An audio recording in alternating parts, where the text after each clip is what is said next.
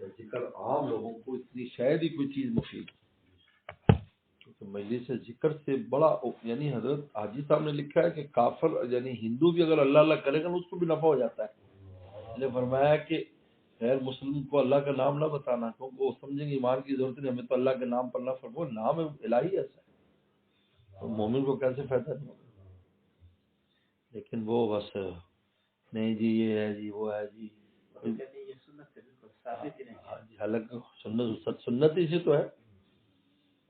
یعنی اس حدیث کے ان کے پاس کوئی جواب نہیں ہے کہ جو کوئی قوم بیٹھ کر اللہ کو یاد کرے، بخاری کی حدیث ہے اس پر 4 نعمتیں نازل ہوتی، اس کا کوئی جواب نہیں سوائے تعویذی. اس میں تو قرآن پڑھنا مراد ہے جی، اس میں تقریر کرنا مراد ہے جی. جو وہ کہاں لکھا ہے تقریر، کہاں لکھا ہے اس میں تلاوت؟ اس میں لفظ ذکر ہے کہ اجتمعون جمع ہوتے ہیں اور اللہ کا ذکر کرتے ہیں. مجتمع قوم یذکرون اللہ، قوم جب اللہ کا ذکر کرے حفظ ملائکہ فرشتے گھیر لیتے ہیں، ان پر رحمت نازل ہوتی ہے، رحمت ان کو ڈھانپ لیتی ہے، سکینہ نازل ہوتا ہے، اللہ ان کو اپنے پاس یاد کرتے ہیں. اب اس لفظ یذکرون اللہ کی تعویل کر کے اور معنی لینا اس کے وہ معنی سے جو نظر آ رہا ہے، تو یہ کہاں کی وہ ہے دلیل ہے. تعویل تو وہاں ہوتی ہے جہاں بات سمجھ میں نہ آ رہی ہو، یا تو یذکرون اللہ، اللہ کا ذکر کر رہے ہیں، مجتمع قوم، بخاری کی حدیث ہے، بیٹھ کر اللہ کا ذکر کر رہے ہیں. پھر حضرت شیخ زکریا رحمۃ اللہ علیہ مجالس ذکر کی جو ہے وہ تاکید کر رہے ہیں کہ بنوری ٹاؤن جیسے اس میں جو وہاں بڑے بڑے مفتی تو کچھ بھی نہیں ہے آج کل کے جو علماء اکرام ہیں ان کے مقابلے پر اس دور میں تھے. مفتی حسن ٹونکی رحمۃ اللہ علیہ، حضرت جہانوی صاحب، یہ حضرات دار الحدیث میں اجتماعی ذکر ہوا کرتا تھا جمعہ عصر کے بعد، ہم شریک ہوتے تھے. اب بتائیں ہم اس کو کیسے چھوڑ دیں ان کے اس کی وجہ سے؟ ثابت نہیں. ایک عبداللہ بن مسعود کی صرف روایت ہے، اس کے علاوہ کوئی روایت نہیں. ایک عبداللہ مسعود کی روایت ہے، انہوں نے کہا کہ یہ بدعت ہے، ان کو نکال دو. اب حالانکہ وہاں صاف لکھا ہے، اول تو اس قول کا ثبوت ہی نہیں، صحابی کا قول ہے، وہ ثابت ہی نہیں کہ واقعی ان کا قول. ایک بات. دوسری بات ہے کہ وہ مسجد میں کو کر رہے تھے، اصل میں انہوں نے منع فرمایا کہ نکلو یہاں سے، کیونکہ یہ مسجد میں جب لوگ نماز تلاوت کر رہے ہیں وہاں اس طرح ذکر نہ کرو.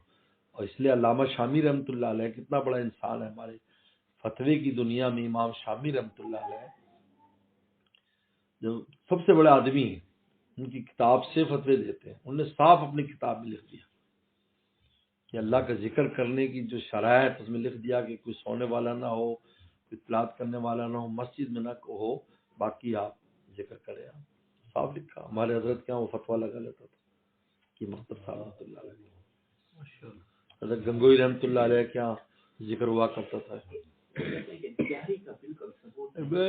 جہری تو ہے ذکر، نام جہری کا، ذکر نام جہری کا. ذکر کہتے ہیں جو زبان سے ہو، متوسط، اس کا یہ کہتے ہیں اس کو ذکر. اور جو دل میں کرتے اس کو ذکر کہتے ہیں. اس کو ذکر کہتے بھی نہیں، ذکر کہتے ہیں، دل میں یاد کرنا. ذکر ہے ہی وہ جو زبان سے ہو. پیغمبر السلام کی عبداللہ بن عباس فرماتے ہیں آپ کے اللہ اکبر کہنے سے ہی ہمیں پتہ چلتا تھا کہ نماز ختم ہو گئی. جب آپ سلام کو اللہ اکبر زور سے کہتے ہمیں پتہ چلتا نماز ختم ہو گئی.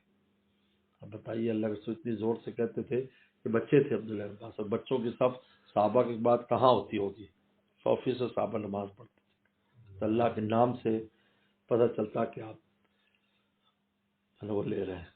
لہذا ذکر کہتی ہے اسے جو زبان سے ہو. اس لیے داؤد صلی اللہ علیہ وسلم کے ساتھ پہاڑ ذکر کرتے تھے، یعنی ان کی آواز آتی تھی کہ نہیں.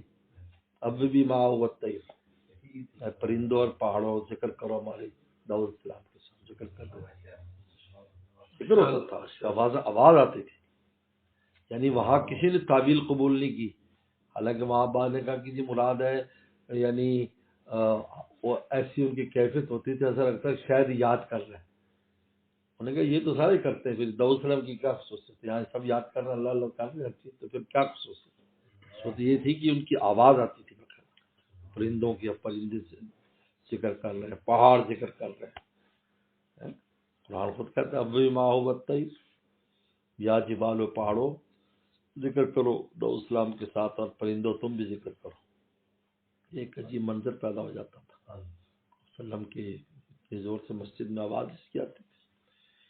اس لیے الحمدللہ اس پر تو بہت دلائل ہیں، باقاعدہ کتابیں ہیں.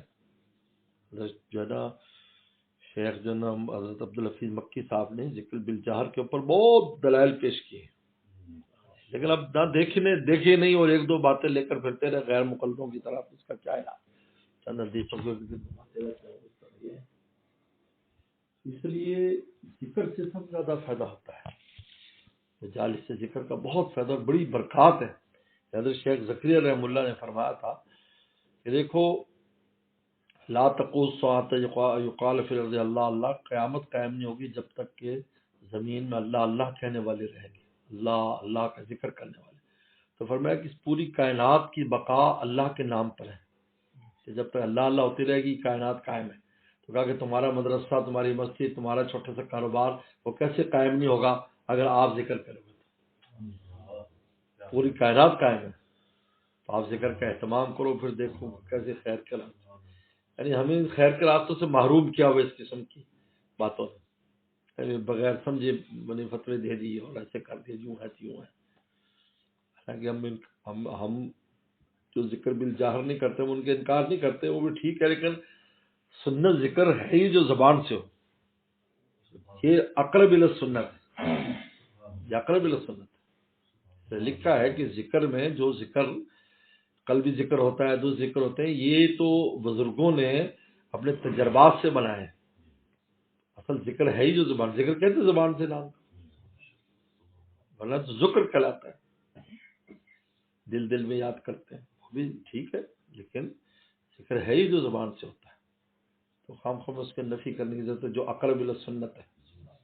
لیکن اس کا نفع ہوتا ہے. اس لیے جہری نماز میں جو توجہ ہوتی ہے انسان کی وہ سری میں نہیں ہوتی.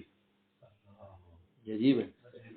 کیوں؟ اس لیے کہ جو جہر ہوتا ہے یہ انسان کے وساوس کو بھی دور کرتا ہے، شیطان کو بھی بھگاتا ہے. اس لیے حضرت عمر، حضرت صدیق اکبر سے رسول اللہ نے فرمایا تھا جب رات کو تلاوت کر رہے تھے، فرمایا ارفع صوتک، آواز اونچی کر.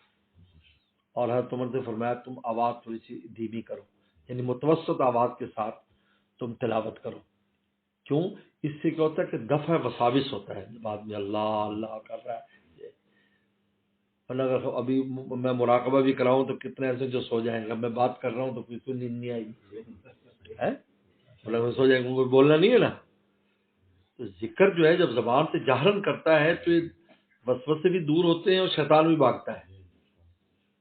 شیطان نماز سے نہیں بھاگتا، اذان سے بھاگتا ہے، کیونکہ اس میں جہر ہے نا، بھاگ جاتا ہے، بستیاں چھوڑ جاتا ہے. انسان جب ذکر کرتا ہے جہری آواز سے تو اس وقت وسوسے بھی بھاگ جاتے ہیں، وہم دور ہو جاتا ہے، اور اسی طریقے پر شیطان بھی دوڑ جاتا ہے وہاں سے جہاں اللہ کو یاد کر. اور فرشتے آتے ہیں. وہ جو لکھا ہے کہ جاؤ یعنی جنت کے باغوں کو کی تلاش کرو، تو حلقہ ذکر ہے نا. اب حلقہ ذکر کو حلقہ قرآن بنا دینا یہ تو بات کی تعبیر ہے. اس حلقہ ذکر کی کیا ترجمہ ہے؟ ذکر کے حلقے. تو ذکر کے حلقے وہ جہاں بول رہے ہوں گے نا، دل میں یاد کرنے والے تو نہیں ہیں. جب اللہ اللہ کر رہے ہیں فرشتے فوراً پہنچ جاتے ہیں، یہاں ذکر والا بیٹھ جاتے ہیں ان کے ساتھ آ کر. ٹھیک ہے، اس میں مجالس سے دین بھی شامل ہیں، تلاوت بھی ساری شامل ہے، لیکن اصل جو ہے حلقہ ذکر جو کر رہے ہیں یہ اول نمبر ہے، باقی سب اس کے تابع ہیں. جس طرح اول شہید وہ جو میدان میں ہو، باقی سارے شہید پھر اس کے ساتھ لائے. جو ایکسیڈنٹ میں ہو گیا وہ بھی شہید ہے، لیکن اصل شہید وہ ہے جو میدان کارزار میں شہید ہوتا ہے الہ کلمۃ اللہ کے لیے. تو باقی سب شامل کی. حلقہ ذکر سے مراد اصل تو ذکر جو کر رہے ہیں، خالص اللہ کا نام لے رہے ہیں.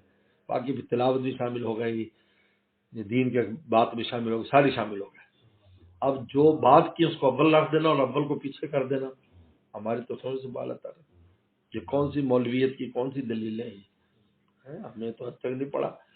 ہمارے ہاں تو یہ قانون ہے کہ سب سے پہلے کسی شے کا وہ معنی کریں جو اس کا اصل معنی ہے، اس کے بعد مجاز لیں. پہلے حقیقت لیں جو اس کا اصل، پھر مجاز لیں. آپ پہلے مجاز لیں گے اور بعد میں حقیقت لیں گے. یا اس قال علی ابی آزرا، ابراہیم صاحب اپنے باپ آزر سے کہا. اب اس کا اصل معنی باپ ہے. اب یہ وہ چاچا تھا، وہ قوم کا بڑا تھا، یہ ابراہیم السلام اس نے پالا تھا، یہ سب بات کی باتیں ہیں. پہلے باپ تھا. اب جی باپ تھا تو وہ بت پرست تھا تو کافر ہو سکتا ہے.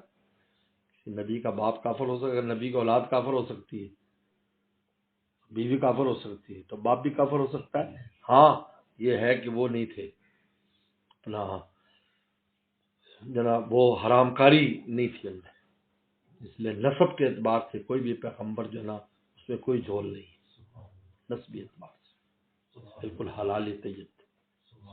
یہ ہو سکتا ہے کہ اس کا عقیدہ ٹھیک نہیں، جیسے ہی جو ہے نا نوح علیہ السلام کا بیٹا کنعان، نوح علیہ السلام کی بیوی حضرت لوط علیہ السلام کی بیوی، کانتا تحت عبدین من عبادنا، مسلمان نہیں شمار کیا قرآن میں، مسلمان نہیں تھے. تو ہمیشہ تعویلات جو ہوتی ہیں یا مجازی معنی بعد میں آتا ہے، پہلے وہ معنی آتا ہے جو چمک رہا ہے نظر رہا ہے، اس کو تو آپ پیچھے کر دیں اور دوسرے لے آئیں کہ نہیں جی یہ نہیں جی فلاں نے لکھا، فلاں ہوگا لکھا ہوگا، لیکن آپ پہلے تو دیکھو کہ اول نمبر کیا ہے، وسلم فرما کیا رہا ہے، اس کے بعد ہی ہے نا، اس کے بعد دوسرے معنی آتے ہیں.